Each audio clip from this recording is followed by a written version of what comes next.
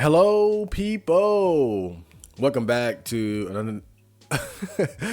Welcome back to another video by your good friend Chad Marco, the Big Anagi. Make sure you guys check out my other social media. Attack that like button and let's have a conversation. So, for years I've always taught the dark arts of neatdom and hickeydom to you guys and to the masses. But one thing I've never taught you guys is how to make money as a neat. And one way to make money that I found is donating plasma. And I've done that quite a few times and you guys have asked me about it. And so I said, you know what? Let me go ahead and make the video.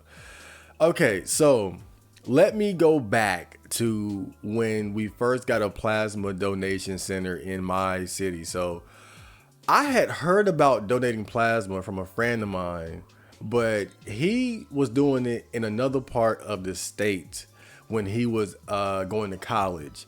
And he would tell me about it, but I didn't think much of it because, in my part of the state, it's like a small city. So we don't really have a lot here as far as like fancy donation centers, nothing like that. But a few years ago, I don't know, maybe like 3 or 4 years ago, we had got our first plasma donation center. And I remember it was funny because I was waiting on them to open because I was already like, yo, I'm about to start donating plasma. And so I was literally the first person to ever walk in there. But then they were like, what are you doing in here? And I said, I'm here to donate plasma. And they were like, we're not open yet. Right. They were like an hour away from opening and they had the doors unlocked. But anyway, so from there, I started donating plasma. But it was not a simple process, let me tell you.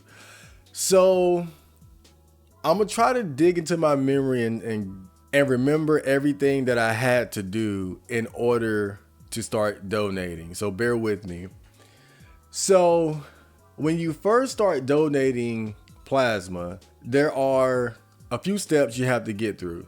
So first of all, you have to provide them with your social security number and I think a second form of identification. So I might have had my social security card and my ID. I think you also have to have proof of address, and I think your ID has that. So that's something that you're going to need. And it's not just a social security number. Typically, they want the actual card. So be ready for that. That's the first step.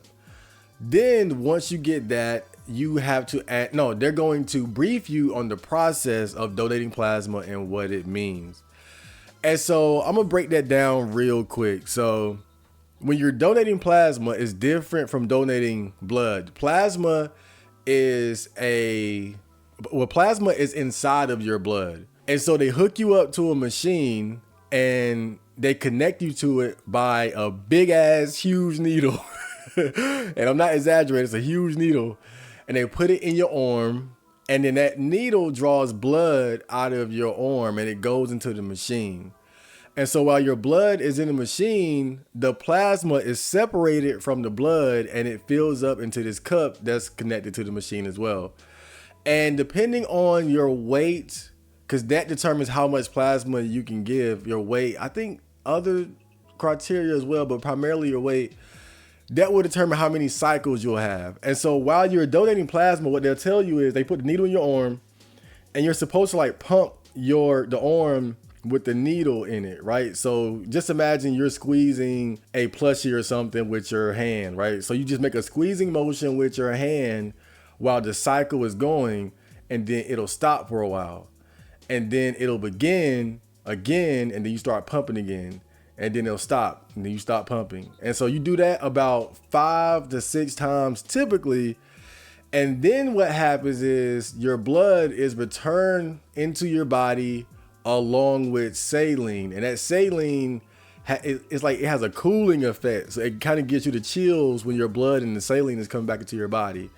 And then after that, you are disconnected from the machine, and then they wrap a bandage around your arm so that there won't be any bleeding. And then you're good to go. Once the donation is complete, the money appears on your card. But you're told all this during the process of them telling you what it means to donate plasma and how it differentiates between donating blood. And so once you're briefed on what donating plasma means, Next, you have to answer a long questionnaire. So they ask you a lot of questions. I would say anywhere from like 50 to 60 questions. And a lot of those questions are basically to determine like your health and, trying to figure out if there's anything about your health or your lifestyle that would make your plasma donation a danger to others. And, I'm going to just be frank. One of the main things that they seem to be concerned with is like your sexual history. And you can tell by the questions, like you can tell that they don't want people who are like prostitutes to donate plasma. They don't want people who engage in like, drug use that involves needles, because a lot of diseases spread that way, like hepatitis. And you can also tell that they don't want men who have sex with men to donate as well, because we all know that men who have sex with men have some of the highest rates of HIV and several other STDs. So a lot of the questions are pertaining to like your sexual history, drug use, and things like that. But on the other end, they also ask questions regarding your general health, like if you're taking any medications, if you have diabetes, high blood pressure, things like that, because different health problems can make it so you have complications when you're donating plasma, because it's the process itself, it takes a bit of a toll on the body. And so if you're not a healthy person, then you are going to be more likely to have a rare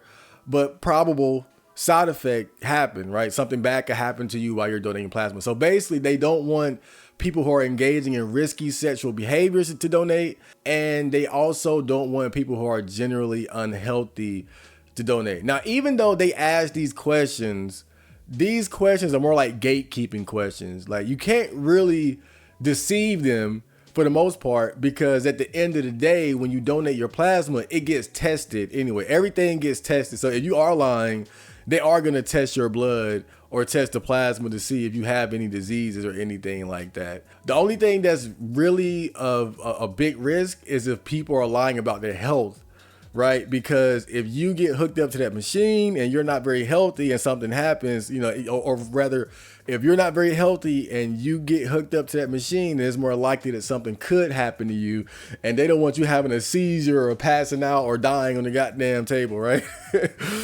And so that's that step. And so once you get through with that, they give you an actual physical where they're going to examine your body. Now, from what I remember about the physical, luckily I always got a female to do my physical, but it's not very invasive. The physical usually consists of, they ask you certain questions. They ask you about any markings or tattoos, piercings on your body and things like that. I asked the lady why they asked about tattoos and piercings, and I think she said something along the lines of like, if you got like a fresh tattoo or something like that, because they never know if you got it done professionally or off the street, right? Sometimes tattoos done on the street, they don't have clean materials or tools, and so they could transfer diseases like that, or there could be an infection, things like that. And so they question you about, again, piercings, tattoos and whatnot, scars, if you got any like puncture wounds or anything like that. And not that you can't have tattoos and whatnot, they just like to be aware of, the state of your body. And so they also check your heart rate. They check your breathing. They put like that little thing, I forgot what it's called, but where they can listen, and they put it on your chest, right? They got one part attached to their ears and the other part would touch your body. They do that. They grab your like the size of your stomach. And you know what? This was so funny because I've had to get this physical like I think 2 or 3 times, right? And every time I get it, it's a woman that does it. And I'm a fucking virgin. So every time a girl touches me, I get like, like I'm super sensitive to touch. And I remember the third woman, she saw it and then she was like, "Do you want me to get a guy to come in here?" And I was like, "No." That shit was funny. I didn't realize how fucking touch starved I was though. Like the second they started touching my sides and shit, I got all squeamish and ticklish. But they do that. And they like, I don't know, they knock your knee or something like that. Like they tap your knee to see like your response. They check your eyes. They used to check the inside of your mouth, but I don't think they do that anymore. I guess it depends. But overall, it's not very invasive. It's not like they give you a prostate exam or touch your balls or nothing like that. Like most of the touching is like upper body, and they just asking questions and whatnot. So once you get done with the physical, then you're going to get prepped to get to the next step, which is the machine. But before that, they check a few things, right? So at this point, you're basically in the system once you get past the physical. And they usually give you an envelope with a card in it. And that card is going to be where you receive your money. And we'll get back to that later. So at this point, you're in the system. But before you can actually donate, they do a test every time before you donate. And it's a short test, usually takes about 4 to 5 minutes. But what you do is you go to a counter and they'll have one of the workers there and they run a few tests on you. They check your weight. They always check your weight because your weight determines how much you can donate. Then they check your blood. So they prick your finger and they draw blood and they put it in a machine. And I think the machine checks the protein level of your blood. If your protein level is too low, you can't donate.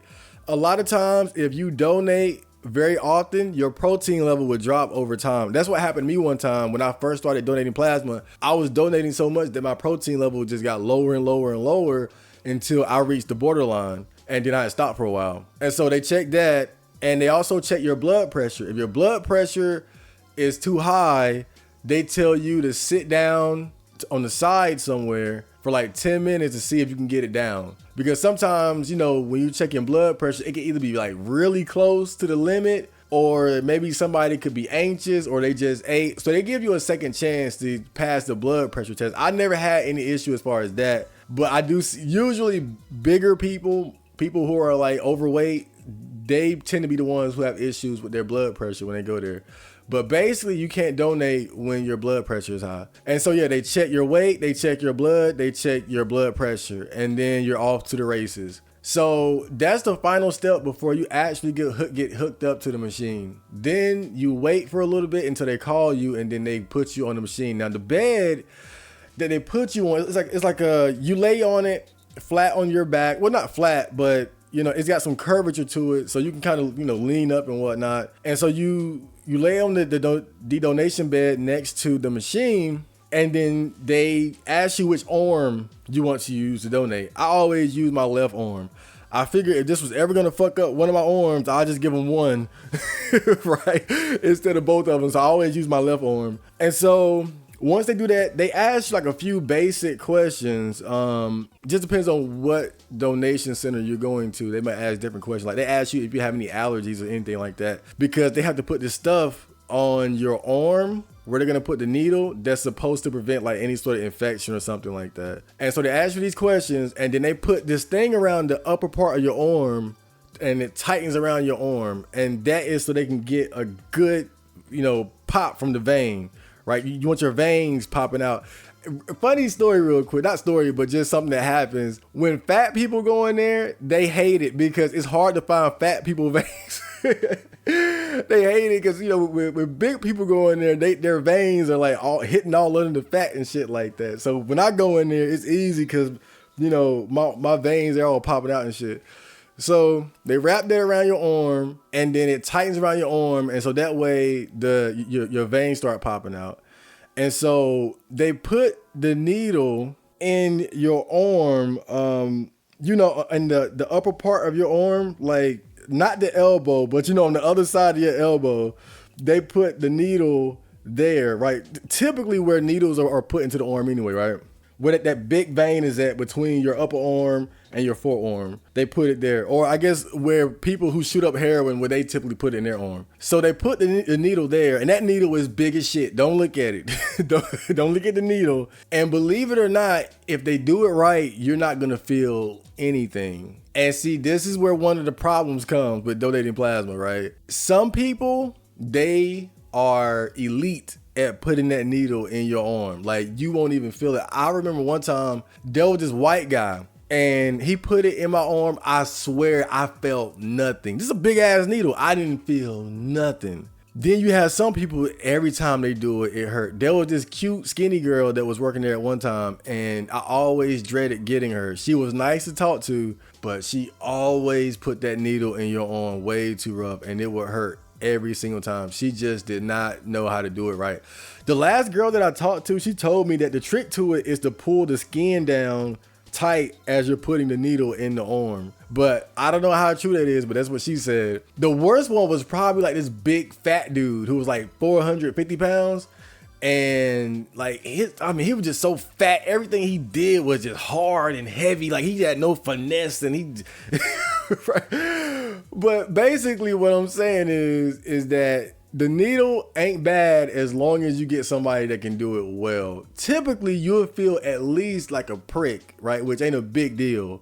But if you get somebody that don't know how to do it, it will hurt, right? And so that's one problem. But let's assume that you got the needle in your arm and everything is cool. So once the needle is in your arm, they tape the rest of it to your arm. So the needle, of course, got a tube that goes into the machine, and your blood goes from the needle to the tube to the machine and back. And so they tape that tube to your arm so it stays fixed in place.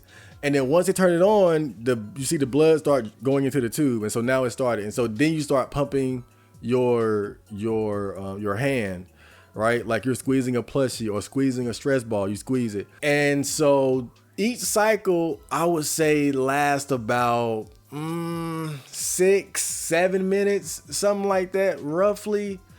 That's like 5 to 7 minutes, and then it'll stop for like 2 minutes roughly.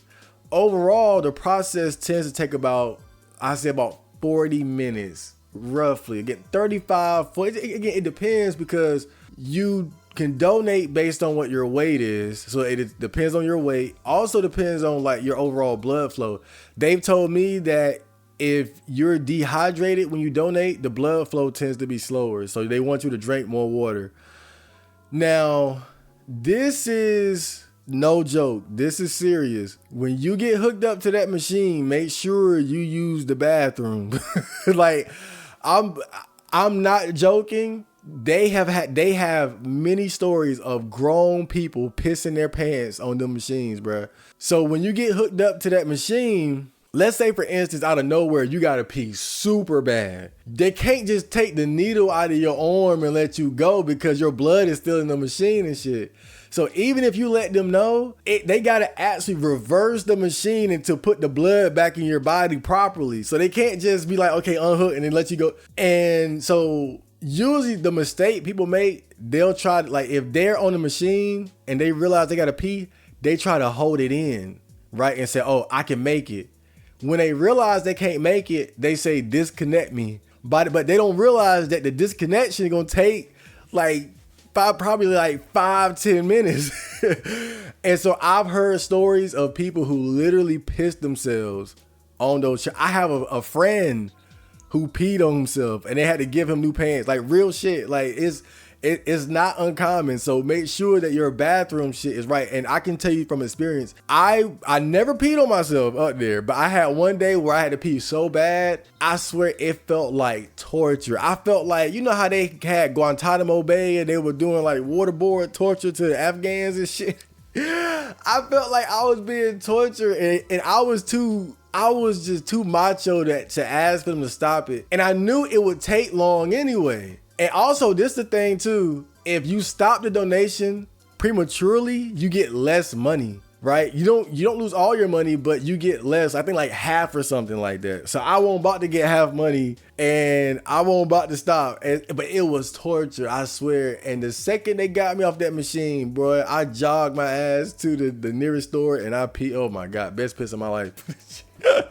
But luckily I held it in, I finished it up. But I'm saying all this to say this: make sure your bathroom situation is right, your bladder, your guts, all that. Because when you get up there, I don't know what it is, bro, but when you get up there and you gotta go, that shit is way worse. Because I don't think most people ever experience having to use the bathroom and literally not being able to. Like, you got a needle in your arm, blood in the machine, half your blood in the machine.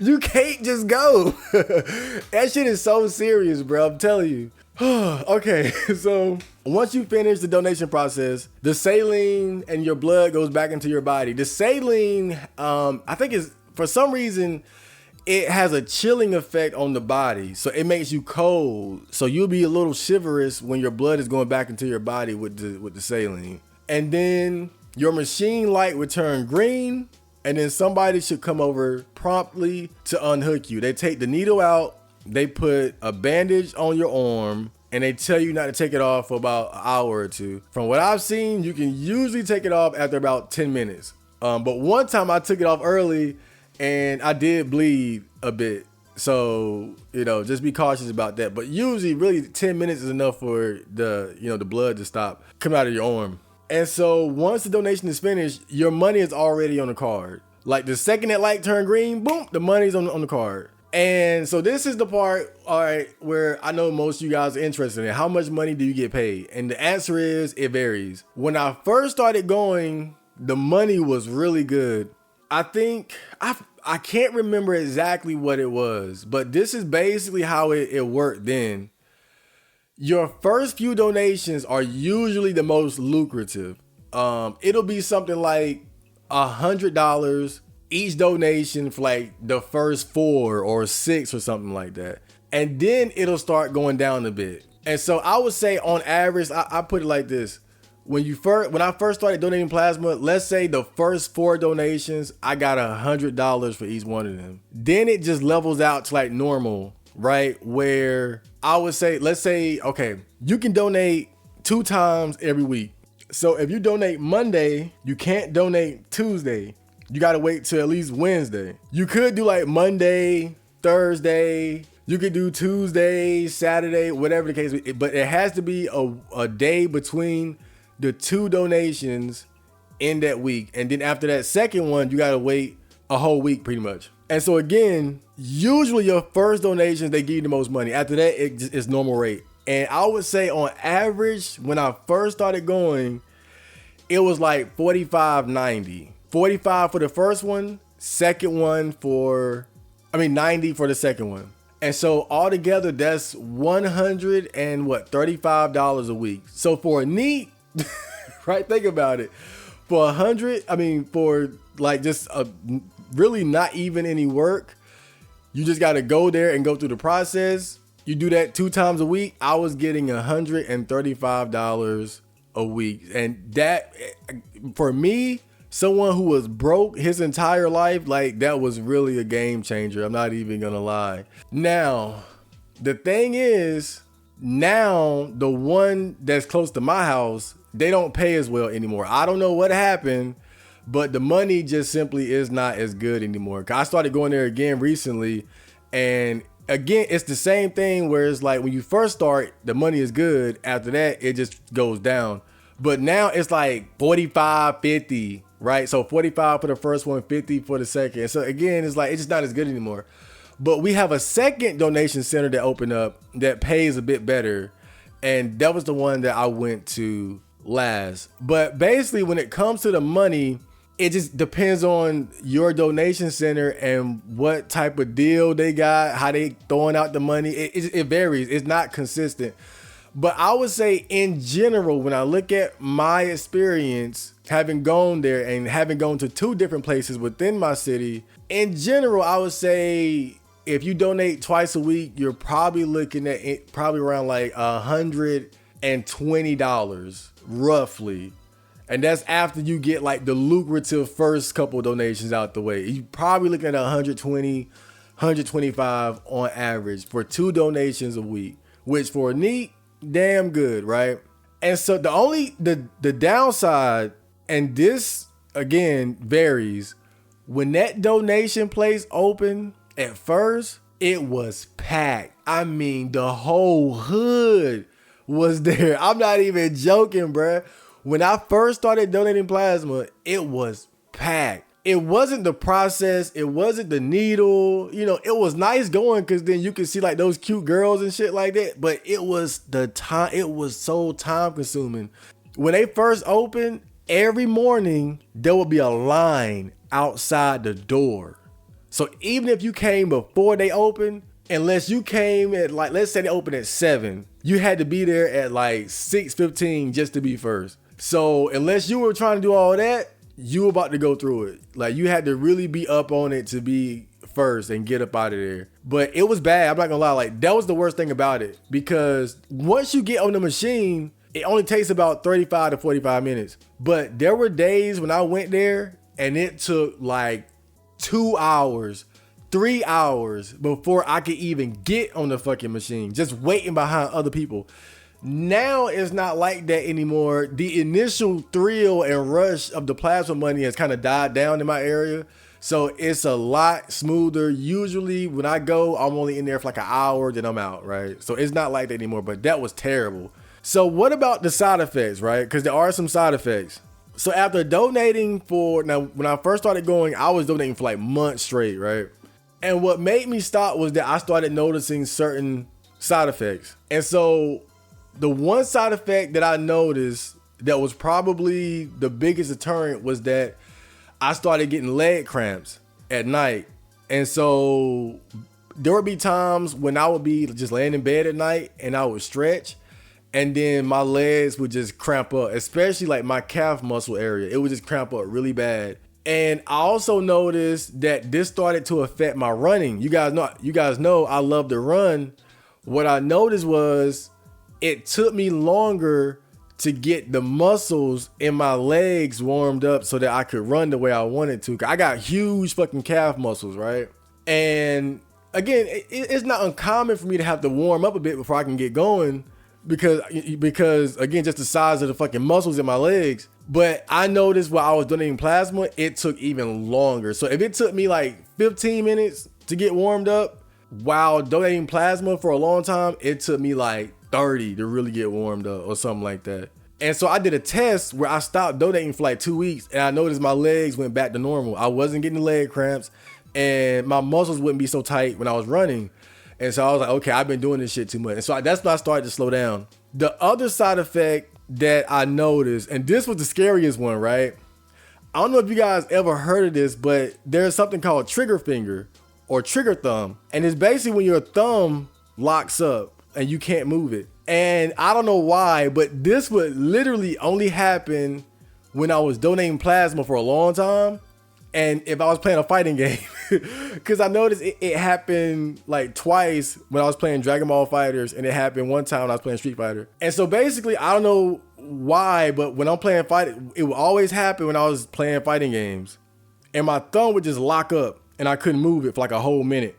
And when it first happened, I was like, what the fuck? And it's almost like instinctively I knew that it came from donating plasma, because it happened on the same hand or arm that I donated the plasma with. And I don't know exactly what causes it, but I can only imagine that, again, when you're drawing blood out and putting blood in, it's probably doing something to like the veins in your arms and throwing something off, at least temporarily.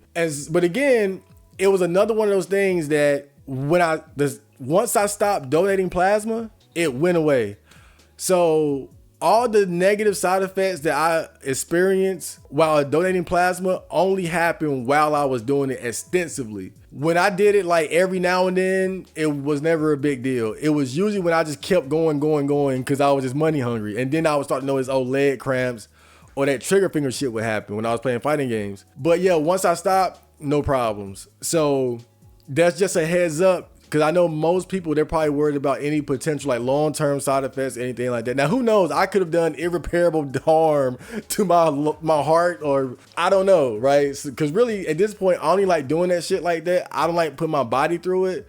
But as someone who did it quite a few times, I can say that, I haven't noticed any like lingering long-term side effects. Because I know that's one of the main things that I was worried about, and I'm sure other people would worry about. What I would say is don't be as money hungry as I was. Like, I was going every week, and I forgot who said it, but I believe one of the people who worked there, they said this themselves to me too, and they felt like it wasn't right the way they allow people to do it week after week after week. Even though you can do it twice a week and they make you wait a week between like those two donations, she felt like even that was too much, right? And so, and at this point, I kind of agree. I think that it's really a greed thing. You got to think they're not really too concerned about your health as much as they are about getting the plasma out of you. That's why they allow you to do it twice a week.